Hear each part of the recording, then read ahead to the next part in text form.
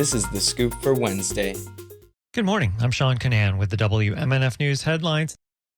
Doctors in Gaza City have performed surgery on hospital floors, often without anesthesia, in a desperate bid to save badly wounded victims of a massive blast that killed civilians sheltering in a nearby hospital. The doctors were facing dwindling medical supplies and fuel for their generators amid an Israeli blockade of the territory. The Gaza Health Ministry said at least 500 people were killed. The Israeli military blamed a Palestinian rocket misfire. In Israel, U.S. President Joe Biden told Israeli Prime Minister Benjamin Netanyahu that the blast appeared to have been carried out, in Biden's words, by the other team. I'm deeply saddened and outraged by the explosion at the hospital in Gaza yesterday. And based on what I've seen, it appears as though it was done by the other team, not you. But there's a lot of people out there who are not sure. But Hamas blamed last night's hospital bombing on an Israeli airstrike. Israel has warned residents of Gaza to abandon their homes in advance of attacks. In all, about 2,800 Palestinians have been reported killed by Israeli strikes in Gaza. Authorities said another 1,200 people are believed to be buried under the rubble, alive or dead.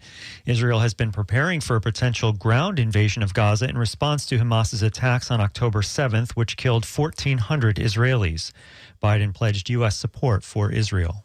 Israel, as they respond to these attacks, seems to me that they have to continue to ensure that you have what you need to defend yourselves.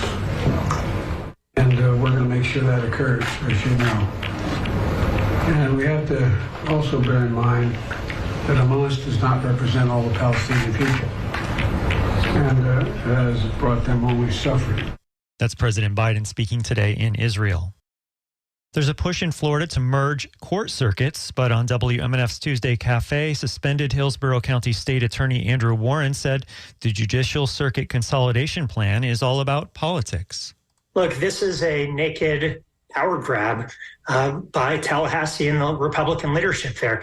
And this is great if you're one of the 22 people in that inner circle in Tallahassee. But it's really bad if you're one of the 22 million Floridians who relies on the criminal justice system for all different parts of our society. And part of these meetings have been in public, but in November, they're going to have some closed door meetings. Why are you concerned about that? Well, Florida has a sunshine law in which the government is supposed to operate out in the public transparently so that everybody can see what they're doing. The governor has shown that he really doesn't care about the sunshine law. He doesn't care about a lot of laws, frankly, but he just recently got in trouble for violating sunshine law with regard to COVID. And now they're doing it again. They're holding these meetings in private so that the public doesn't have a chance to see and hear how the future of the criminal justice system in the state of Florida is going to be twisted and turned and ultimately gerrymandered for political reasons. That's suspended Hillsborough County State Attorney Andrew Warren speaking on WMNF's Tuesday Cafe. You can watch the full interview. It's on our website, WMNF.org. Warren was elected twice in Hillsborough, but he was suspended by Governor Ron DeSantis. After this interview, the Tampa Bay Times reported that the private meetings will now be held in public on November 3rd and 17th. A new survey shows that 44% of Florida residents are dissatisfied with their health insurance. WMNF's Chris Young reports this comes as Florida ranks as one of the most uninsured states for health.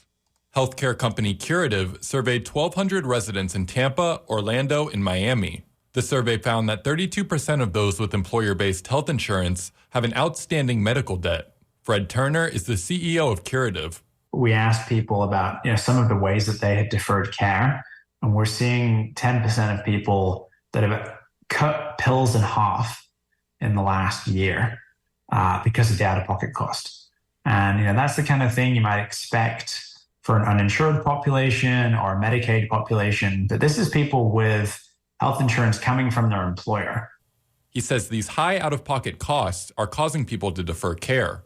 59% postponed or refrained from receiving care due to financial requirements of their existing health model.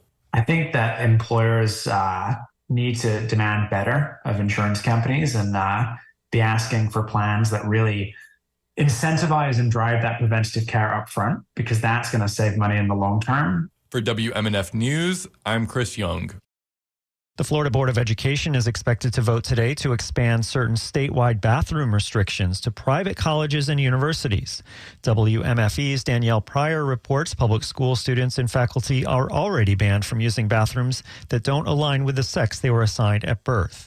If approved, students and professors at private institutions would be banned from using bathrooms and changing rooms that don't align with the sex they were assigned at birth.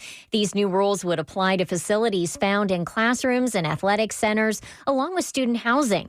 Private colleges and universities would also be required to establish disciplinary procedures for anyone who enters a facility designated for the opposite sex. The Florida Department of Education says professors and staff who don't abide by these rules stand to lose their certification in the state. Bathroom restrictions have already been in place for public K-12 schools and colleges under the Safety and Private Spaces Act. That took effect July 1st. In Orlando, I'm Danielle Pryor. After years of legal battling, an administrative law judge yesterday supported renewing a permit to allow piping hundreds of thousands of gallons of water a day to a North Florida bottling plant. The judge rejected arguments raised by the Florida Springs Council and said the Suwannee River Water Management District should issue the permit for Seven Springs Water Company under administrative law. The judge's ruling is a recommended order that will go back to the district for final action.